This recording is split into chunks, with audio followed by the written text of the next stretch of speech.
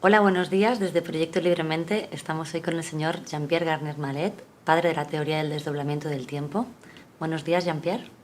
Bonjour. ¿Cómo describiría usted el taller que ha venido a impartir este fin de semana a Barcelona? Es complicado describir esto. Es decir, intentar dar a entender a personas que no son científicas la aplicación de una teoría científica accesible a todo el mundo, con la lógica científica subyacente. Pues de hecho, este es el interés de estas formaciones. Es la de mostrar que la aplicación de una teoría científica permite a todo el mundo equilibrarse sin conocer la mínima ecuación. Este es el objetivo. Por lo tanto, ¿cómo describiría usted su teoría a una persona que no comprende el lenguaje científico? Es sencillamente explicar el porqué de un desdoblamiento del tiempo.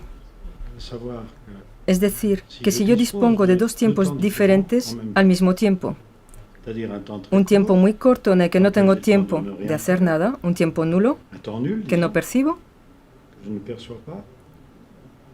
y que yo pueda disponer al mismo tiempo de un tiempo excesivamente largo durante ese tiempo corto. Esa es la dificultad de entender.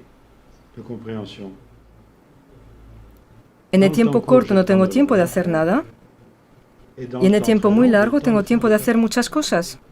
O sea que si estoy presente en los dos tiempos diferentes, yo puedo hacer muchas cosas, cuando sin embargo, en mi tiempo no tengo tiempo de saber que estoy haciendo muchas cosas. Y no tengo la sensación de hacer muchas cosas, porque ese tiempo para mí no existe. Y van a decir, ¿pero cómo es esto posible? Pensar que existe un tiempo que yo no percibo. Pero no percibiendo ese tiempo, tengo la sensación de que no existe.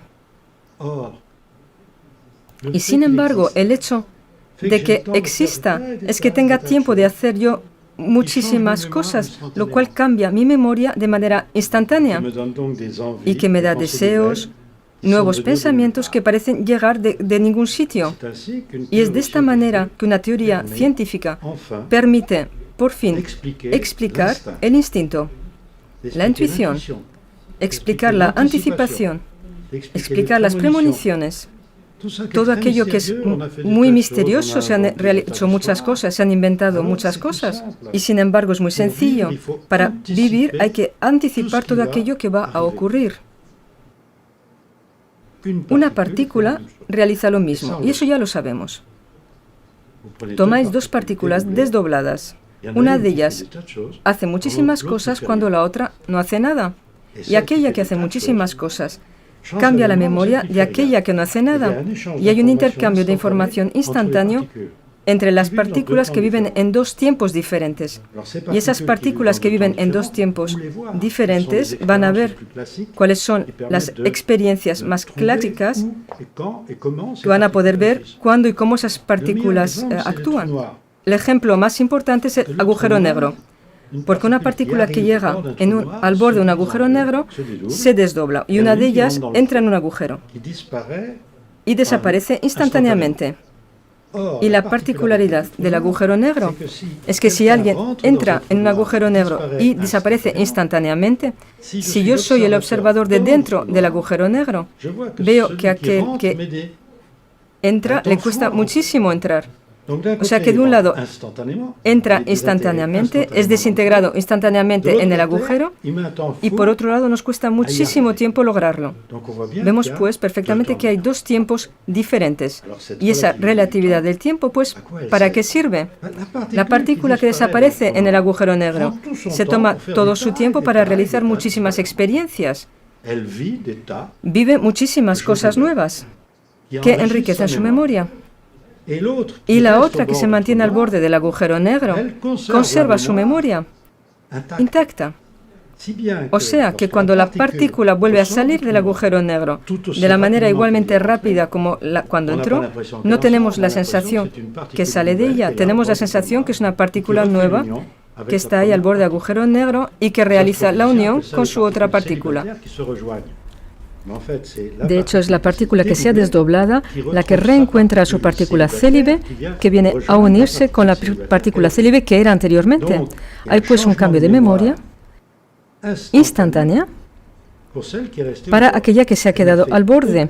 No ha hecho ninguna experiencia, pero mientras que la partícula está en el agujero, su memoria puede cambiar simplemente por un intercambio de informaciones.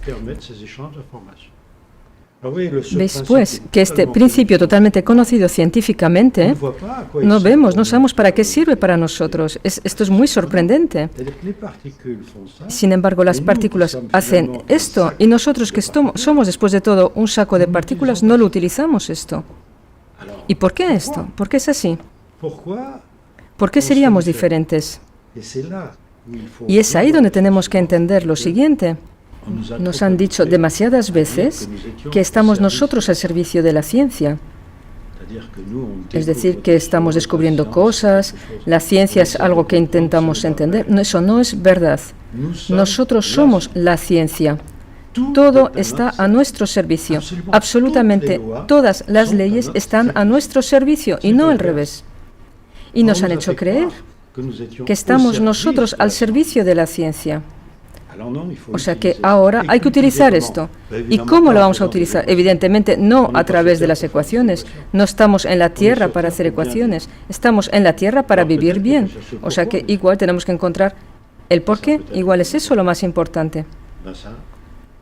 Y evidentemente, la teoría del desdoblamiento os permite entender por qué estáis en la Tierra. Sencillamente. Por eso hay que tener mucho cuidado con aquellos que hablan demasiado rápidamente de la teoría del desdoblamiento, diciendo que se trata de una técnica. Esto no es ninguna técnica, es un principio vital. Hacer una técnica de ello es minorizar todo esto y arrastrar a las personas a muy grandes errores. Hay que dar a entender a las personas que un principio vital no necesita de ninguna técnica. Y que todos aquellos que intentan encontrar una técnica se pierden en el camino. Hay que entender la lógica científica de un principio vital para poder utilizarla, para poder equilibrarnos. Eso es lo más importante. Pienso que he respondido a tu pregunta. De manera que podemos crear nuestra realidad a través de un futuro potencial ya vivido por nuestro doble. La noción del doble es otra cosa diferente. Evidentemente que si vivimos en tiempos diferentes, podemos llamar a eso un doble. Es decir, yo estoy en un tiempo, yo estoy en otro tiempo. Lo más sencillo es evidentemente decir que tenemos un doble. Y esos intercambios de informaciones con un doble, debemos de saber que no se trata de nada artificial. Es algo que tiene que ser totalmente natural. Las partículas que os decía antes que se desdoblan, intercambian sus informaciones, se llama a eso la intrincación. Es un fenómeno totalmente constatado científicamente. Son intercambios de informaciones. No se entiende muy bien a nivel de partículas el por qué, porque no conocemos esta teoría del desdoblamiento. No sabemos cuál es la necesidad de un desdoblamiento. La necesidad de un desdoblamiento hay que retomar la base misma de la lógica. Si yo me hago una pregunta, yo quiero obtener una respuesta, pero lo más rápidamente posible, evidentemente. Y el tiempo en que yo busco la respuesta a mi pregunta, para mí es un tiempo perdido. Entonces, la idea del desdoblamiento es muy sencilla. Voy a suprimir ese tiempo entre la pregunta y la respuesta. Y voy a tener la respuesta al mismo tiempo de la pregunta. Y esto me permitirá realizarme otras preguntas. Evidentemente hay que imaginarse que hay alguien que responde a la pregunta. Entonces, me desdoblo. Y en el tiempo que suprimo, pongo a alguien como yo que va a responder a mi pregunta. Ese desdoblamiento es muy sencillo y lo entendemos. Uno de ellos se toma el tiempo para responder a la pregunta y el otro espera la respuesta al mismo tiempo que la pregunta, que va pues a realizarse preguntas diferentes. Y esas preguntas diferentes lo van a hacer evolucionar rápidamente. Pero ¿es suficiente pensar esto así? Ya veis que hay algo que no encaja, que no va bien. Y es que si lo hacemos de esta manera, podemos hacer esto indefinidamente. Es decir, aquel que está desdoblado del primero en su tiempo se puede desdoblar de nuevo, de la misma manera. Veis pues que existe un sistema de desdoblamiento que podría ser infinito, pero ese no es el interés. El interés es de hacer que tengamos siempre la sensación de tener una extrema libertad. Es decir, que alguien que estuviera desdoblado de alguien no sepa que está desdoblado. Tiene la sensación de vivir solo, con ideas que fabrica solo. Cuando uno no conoce la ley, se funciona de esta manera. Pensamos que somos dueños de nuestros pensamientos. Pensamos que vivimos en un solo tiempo único y que es mi cerebro el que fabrica mis pensamientos. Nunca pensamos que mis pensamientos pueden ser fabricados en otro tiempo por otra persona. Entonces, si yo me desdoblo y si tengo un doble, mis preguntas son mis preguntas. Mi doble me hace una pregunta, soy yo. Y a través de ese mismo mecanismo de intercambio de información entre un doble y yo, puedo recibir informaciones que no vienen de mi doble. Y en ese caso, yo dependo de alguien que no conozco. Veis, pues, que mi vida, debo de conocer este principio para saber cómo funciona, para estar seguro de que recibo informaciones que están hechas para mí. Para ser más sencillo, le llamas por teléfono a tu marido, el cual se ha ido a visitar la jungla durante 10 años. ¿Os imagináis esto así? Y estáis en relación telefónica con él de continuo para saber qué tal le va, para ayudarle, que él os ayude a vosotros por vuestro lado. Es decir, intercambios de informaciones útiles para ambos. Ahora imaginaros que alguien coge el teléfono de vuestro marido y responde en su lugar. Y te dice cualquier cosa, cualquier tontería, y tú piensas que es él. Te va a hacer vivir otra cosa diferente, cosas diferentes que tu marido no te hubiera hecho vivir. Y ocurre lo mismo con la historia del desdoblamiento. Yo tengo un doble, le tengo pues que escuchar, puesto que soy yo. Soy yo. Tengo una relación privilegiada conmigo, hay un yo que es esencial. Y cualquiera puede utilizar ese mecanismo de intercambios de informaciones entre mí mismo y mí mismo. Y en ese caso recibo informaciones que no están hechas para mí. ¿Y cómo realizo la diferencia? Pues hay que conocer la ley científica, hay que conocer cómo funciona. No hay que inventar técnicas. Porque que sea en Francia o en España, hay tantas personas actualmente que hablan del desdoblamiento del tiempo como si fuera una técnica. No hay técnica, hay una ley. Cuando conocéis la ley científica, sois capaces de enseñar a las personas a no cometer errores porque conocéis la ciencia que hay detrás.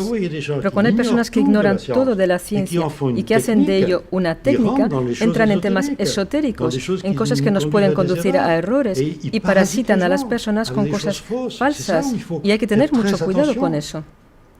Porque hay muchísimas personas que hablan de esto sin conocer nada. No podéis hablar de cosas científicas ignorando las bases científicas. Hay pues que tener mucho cuidado. Y es que esta ley vital puede ser utilizada contra nosotros mismos. Decías en tu pregunta que yo fabrico a través de mi pensamiento futuros potenciales. Pues sí, es verdad. En el instante en que pienso algo, doy una energía en otro mundo, en otro tiempo, en donde se fabrican las consecuencias de mis pensamientos. Extraigo la síntesis como respuesta. Lo que hace pues que mi pérdida de energía en cuanto a lo que he pedido, es decir, de mi pensamiento, corresponde a una ganancia de energía, es decir, de aquello que voy a recibir de ese potencial. Todo ello en un tiempo nulo. Es maravilloso. Y no lo sé. No lo sé que yo he hecho eso. Y por otro lado, a nivel científico, hay un equilibrio de energía que está relacionado con el principio de Heisenberg, un tiempo nulo, energía infinita. O sea que siempre me beneficio de una energía infinita en un tiempo nulo. Tengo esa posibilidad. Lo único que ocurre es cómo hago para cambiar de percepción del tiempo. Y hay también una ley científica detrás que hay que conocer. Eso no se improvisa. Y ese es el objetivo, justamente, de lo que intento enseñar a las personas, ya no llenándole la cabeza de cosas científicas que no sirven para nada, sino que detrás de cada cosa dicha hay una teoría científica que no hay que desviar. Es decir, hace falta absolutamente quedarse en la lógica de esa teoría científica. Los griegos antiguamente conocían esto, lo he podido mostrar, que el alfabeto griego corresponde exactamente con la manera de contar por la aceleración de movimiento de desdoblamiento del 1 al 10, de 10 al 100, e incluso he encontrado 3 letras perdidas del alfabeto griego con el movimiento de desdoblamiento, porque necesitaba 27 puntos de pasos de las partículas que dibujaban las letras griegas, y solo hay 24 letras griegas, y he podido encontrar las 3 que faltaban. Descubrir esto de nuevo y de ver que el griego era pues la base de una pedagogía que tenía que ver con el desdoblamiento del tiempo, y que las palabras estaban fabricadas en función del desdoblamiento del tiempo. Incluso reencontré la palabra onomaturge, es decir, fabricante de palabras. Es decir, que había una profesión, fabricante de palabras, en función de ese desdoblamiento. O sea que los griegos sabían algo, y es que la ley era la lógica, el logos. Todo aquello que era ilógico no entraba dentro de la ley. Si a alguien le parecía que algo era ilógico, para todos eso quedaba fuera de la ley, porque eso suprime todos los postulados, todos los dogmas. Si tengo un dogma o un postulado que a mí me parece ilógico, debo de considerar que se encuentra fuera de la ley. Esto va muy lejos. Y los griegos para esto habían inventado una escuela llamada Escuela de los Sofistas, es decir, que sofismo en griego es intentar mostraros que incluso aquello que es lógico puede ser ilógico, y que si tenéis una conclusión ilógica a través de un razonamiento lógico, debéis de suprimir ese razonamiento. Está este famoso sofismo que todo el mundo conoce. Un caballo barato es raro. Todo aquello que es raro es caro. O sea que un caballo barato es caro. ¿Ves? Es totalmente ilógico. O sea que para destruir ese razonamiento es difícil, puesto que es perfectamente lógico. Vemos pues que a través de razonamientos lógicos podemos llegar a algo totalmente ilógico. Debo pues de rechazar el razonamiento porque la conclusión es ilógica. De la misma manera, si el razonamiento es ilógico y la conclusión es lógica, la debo rechazar. Y si yo considero que es lógica y tú consideras que es ilógica, lo debo rechazar también. Mi razonamiento no te habrá convencido. Es ilógico para ti, o sea que lo debe ser también para mí. Y debo de intentar entender por qué tu ilogismo no corresponde con mi lógica. Veis que todo esto, que era conocido mucho antes de Jesucristo, se ha olvidado totalmente. Hoy en día se imponen cosas ilógicas. Se han inventado muchos dogmas y postulados ilógicos. Y nos quieren decir que es lógico. Incluso nuestra sociedad actual vive en el ilogismo total. La crisis mundial de la cual se habla no es una crisis. Es solamente que no entendemos el por qué estamos en la Tierra. A partir del momento en que no sabemos por qué estamos en la Tierra, hacemos tonterías. Igual pues habría que entender el objetivo de nuestra vida en la Tierra, y ya veremos que no habrá crisis si todo el mundo comprende el objetivo. Pero ese objetivo, las personas tienen ganas, tienen deseos de ir hacia ese objetivo, eso ya es otra cosa. Porque el hecho de que existan varios tiempos a la vez os impone una idea fundamental, y es que el mundo en el cual vivo es un mundo en el que percibo muy bien, que conozco muy bien y que pienso que es único. Porque ignoro ese tema del desdoblamiento. Ignoro que, por ejemplo, en el universo, casi todo el universo es inobservable. No sé si lo sabéis. De hecho, del universo que vemos, aquello que vemos solo representa un 5% de aquello que existe. Los otros 95% no los vemos. Sabemos que existen porque hay relaciones de fuerza entre lo observable y lo inobservable. Se llama a eso la energía negra, materia oscura. Pero no sabemos dónde se encuentra. ¿Por qué? Porque justamente ese tiempo, el tiempo no hemos entendido lo que es. Pensamos que el tiempo nuestro es un tiempo continuo, totalmente justificado y probado, y no vemos que son tan solo una sucesión de instantes. La imaginaria médica nos lo muestra. Nuestro cerebro tan solo capta instantes. Y nosotros tenemos la sensación de un movimiento. De hecho, estamos como en una película, tantas imágenes por segundo, y hay agujeros. Hay imágenes subliminales que no percibimos. Y hay tiempos subliminales de la misma manera que no percibimos. ¿Para qué sirven?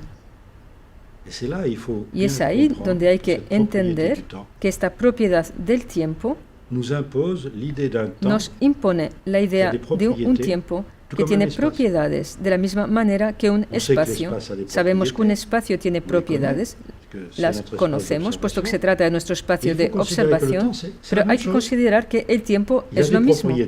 Hay propiedades y hay que conocerlas. Lo más sencillo de esa propiedad es que en un tiempo que para mí no existe, yo me fabrico un potencial. Eso es sensacional. O sea que en el instante en el que pienso, yo sé que fabrico la consecuencia de mi pensamiento y que esa consecuencia puede ser vivida por cualquiera. Entonces esto debo de saberlo para poder vivir bien. Pienso haber respondido un poquito más o a varias preguntas a la vez. Sí, correcto.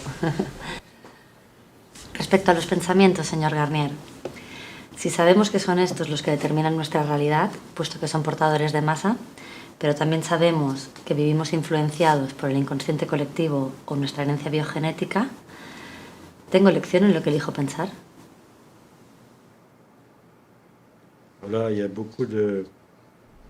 Hay mucha confusión con las palabras que utilizas. El inconsciente colectivo, ¿qué significa? Eso es cuando ignoramos la ley.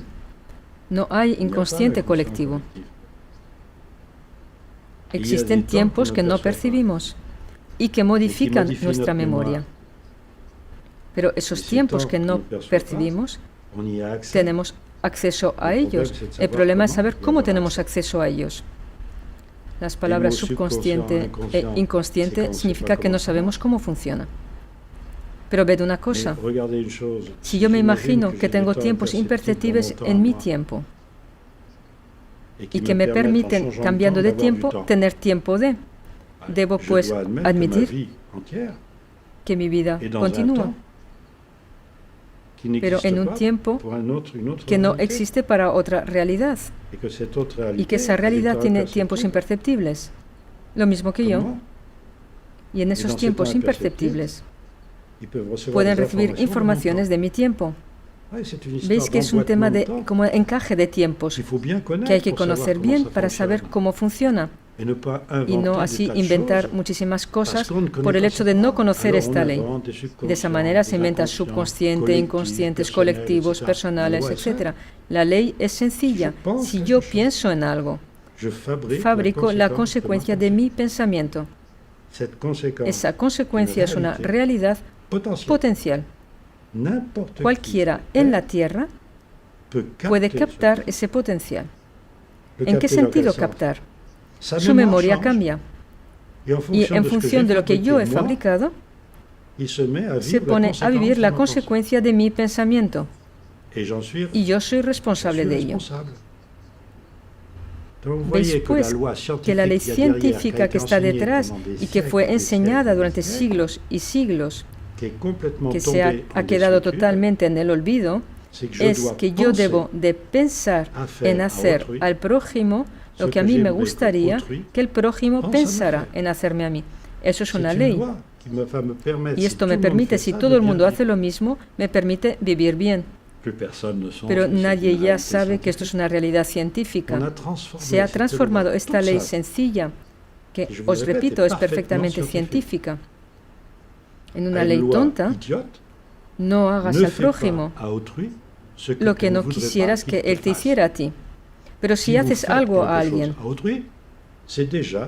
eso es ya, por un lado, que estáis actualizando un potencial que ya ha sido fabricado anteriormente. Y todo el mundo ve lo que haces. Que esté bien o mal, todo el mundo lo ve. Que luego te imiten o no te imiten. Pero se sabe que esto está bien o esto está mal. Pero eso no sirve para nada. Sin embargo, cuando pensáis en hacer algo, eso no se ve. Pero fabricáis el potencial correspondiente que está en la memoria de todo el mundo y que puede modificar la memoria de toda la humanidad. Un sencillo pensamiento puede modificar a la humanidad. ¿Te das cuenta que esto, sin embargo, hay que saberlo? Sobre todo, que nadie lo dice de manera clara y lógica. Hace falta la lógica. Este es el objetivo de las formaciones, que todo aquello que yo digo es lógico. Las personas que vienen, que han hecho toda clase de investigaciones, otros que no han hecho ninguna investigación, hace falta que cuando están ahí reunidos, todo aquello que oyen les parezca lógico. Y logro hacer esto. Usted habla del estado de benevolencia. ¿A qué se refiere? Sí, como he dicho antes, es que la ley científica en todo ello era pensar en hacer a los demás lo que me gustaría que los demás pensaran en hacerme a mí. Podemos decir que esto es benevolencia, es decir, yo controlo la benevolencia de mi pensamiento. ¿Por qué utilizar la palabra benevolencia? Porque las personas son llevados más que nada a hablar de amor, de afecto, de amistad. Eso no es una energía. Energía es el control del pensamiento. O sea que la palabra benevolencia va con ello. Hace falta saber algo. Esto lo veo en mis formaciones. Hay muchos psicólogos, psiquiatras que vienen para entender justamente ese inconsciente, ese subconsciente, de los cuales han delimitado bastante bien ciertas consecuencias. Es formidable avanzar con las personas que ya tienen ese conocimiento del espíritu y que ahora van a poner una ley estricta detrás, lo cual va a permitir un avance de la humanidad de manera sensacional. Porque evidentemente hay que trabajar con personas competentes que van mucho más lejos debido a su conocimiento primero. Ponen sencillamente algo lógico sobre algo que antes no era lógico. Tenían solamente una intuición sin saber ni el por qué ni el cómo. Por eso lo que he dicho antes, subconsciente, inconsciente, son palabras que esconden la ausencia de ley. Pero cuando tenéis el desdoblamiento del tiempo, ahí ya no hay inconsciente o subconsciente. Hay tiempos perceptibles y hay tiempos imperceptibles. En mi tiempo perceptible tengo la sensación de tener pensamientos conscientes, pero en los tiempos imperceptibles tengo los mismos pensamientos, pero no los percibo. No tengo tiempo de percibirlos. Y por desdoblamiento los percibo. ¿Veis que es justamente ahí está el interés de conocer la ley y asociar a ello los conocimientos en psicología, psicoanálisis y demás? Son muy importantes. Porque encontramos la lógica, la sencilla lógica. La palabra benevolencia. Todo el mundo entiende en español como en francés que intentar estar bien, vigilar el estar bien. Es decir, que yo sé que mi pensamiento, si alguien pudiera leer en mi cabeza, en mi mente, suponiendo que mi cabeza fabrica los pensamientos, pues así, pero que todo el mundo ve que aquello que estoy pensando está bien y entonces puedo decir que soy benevolente. Pero no se trata de un estado, se trata de un control de mi pensamiento. Yo no soy naturalmente benevolente, no significa estrictamente nada. Yo pienso en algo, en alguien, por ejemplo, en ti, y yo me digo, si ella leyera en mi pensamiento, ella vería que todo está bien, es decir, que estás contenta de mis pensamientos. Entonces, si yo me puedo decir, sí, ella está contenta de aquello que yo pienso, entonces sí soy benevolente. Es decir, que todo aquello que yo pienso fabrica en el futuro algo que puedes cosechar para vivir. Siembro algo en el futuro y tú lo cosechas. Hay que tener pues cuidado. En francés y en castellano hay un proverbio que dice: quien siembra vientos cosecha tempestades. Intentemos pues sembrar tranquilidad, calma, paz. Y entonces cosecharemos la paz, la calma, la tranquilidad. Ved que pensar en hacer al prójimo lo que nos gustaría que el prójimo pensara en hacernos a nosotros es verdaderamente una ley científica. Y pienso que podemos concluir con esto, porque eso es verdaderamente lo más importante. Ved a todos estos científicos que nos han hablado de esto durante el paso de los siglos. El primero en hablar de esto se llamaba Pitágoras, una persona muy conocida. El segundo era Buda, más o menos un siglo y medio después. Y luego tenéis a Jesús, hace 2000 años. Y tenéis a Mahoma, 7 siglos después. Todos ellos nos han dicho, todos, piensa en hacer a tu hermano lo que te gustaría que tu hermano pensara en hacerte a ti. Es una ley científica. Hemos perdido la ciencia. Hemos hecho de ella muchas cosas, filosofías religiosas, dogmáticas, etc. Pues no. Hay que aplicar una ley. Y esa ley hay que conocerla. No hay que inventar leyes sin conocer la ley y sus aplicaciones. No hay ninguna técnica, hay una ley. Espero haber sido sencillo para mostraros que no son las ecuaciones lo que cuentan. Es verdaderamente la aplicación de una ley. Y nosotros somos la ley. Y os agradezco mucho por vuestra acogida. Muchas gracias a usted por su tiempo y por su saber. Merci.